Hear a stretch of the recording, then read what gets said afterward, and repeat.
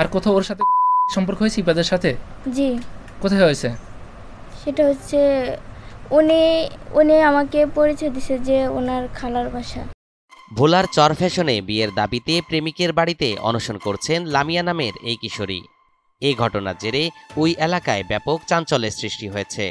তবে ঘটনার পরপরই পালিয়ে গেছেন প্রেমিক ইফাত।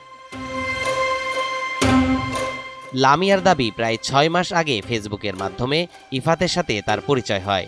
প্রেম প্রণয়ের মধ্যে বিভিন্ন স্থানে ঘুরতে নিয়ে যাওয়ার নামে তার সাথে শারীরিক সম্পর্কে জড়ায় ইফাত। আপনি কি চাচ্ছেন? আমি ইফাতকে চাই। আমি ওনাকে ছাড়া বাঁচব না। সে যদি বিয়ে না করে? সে বিয়ে না করলে আমি মরে যাব। আপনার সাথে ইফাতের সাথে কতদিনের সম্পর্ক? 6 মাস। 6 মাস? জি। সম্পর্ক কেমন সম্পর্ক ছিল? মানে সম্পর্কটা কেমন ছিল? বিয়ে করব মানে সারা জীবনের সিদ্ধান্ত নেবে ওইটাই। তাকে সকাল কোথাও ঘুরতে গিয়েছেন? জি। কোথায় গেছেন? ঘুরতে গেছি ব্রিজের কাছে।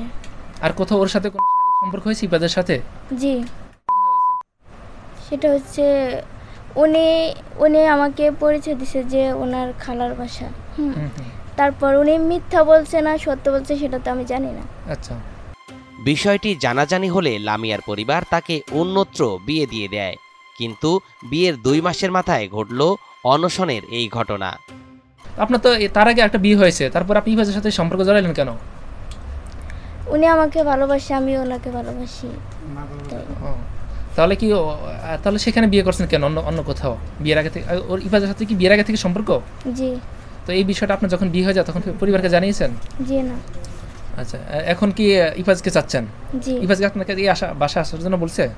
হ্যাঁ। এখন ইফাজ কোথায়? ইফাত কোথায় সেটা জানি না।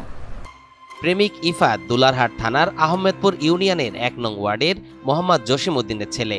অন্যদিকে প্রেমিকা লামিয়া একই ইউনিয়নের 3 নং ওয়ার্ডের আব্দুল সাত্তারের মেয়ে। এবারে ছেলে মেয়ে নিয়ে আসছে এই জন্য দেখার জন্য। মানে কি আপনি কি জানতেন, কি শুনে আসছেন? আমি কিছু শুনি না, মানে আর দেখলাম আর কি। ইফাতের পরিবার বলছে প্রেম এবং ঘনিষ্ঠতার ঘটনা সঠিক হয়ে থাকলে বিয়ের ব্যবস্থা করা হবে। অপরদিকে লামিয়ার ভাই মোহাম্মদ হাসান জানান, দুজনের প্রেমের সম্পর্কের কারণে মেয়ের স্বামী তাকে আর মেনে নেবে না, তাই এখানেই তার বিয়ের ব্যবস্থা করতে হবে। ছেলে আপনার কি হয়? নাতি হয়। সে কোথায়? সে খবর আমি করতে পারি না। ওই যে সকালে যে ভোরে যে পরীক্ষা দিতে গেছে হিয়া জানলাম তো হিয়া থাকতো ময়ূরপুর, তো হিয়ান তো আইয়া পরীক্ষা দিতে গেছে।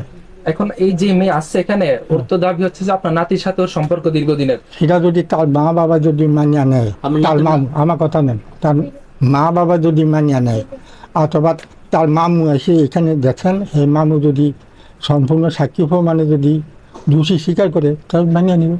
আমার মান সম্মান রাখলেন না, সব গেছে এই চিন্তা বাদ। এখন তুই কিভাবে থাকবি এই জন্য আমরা আসছি।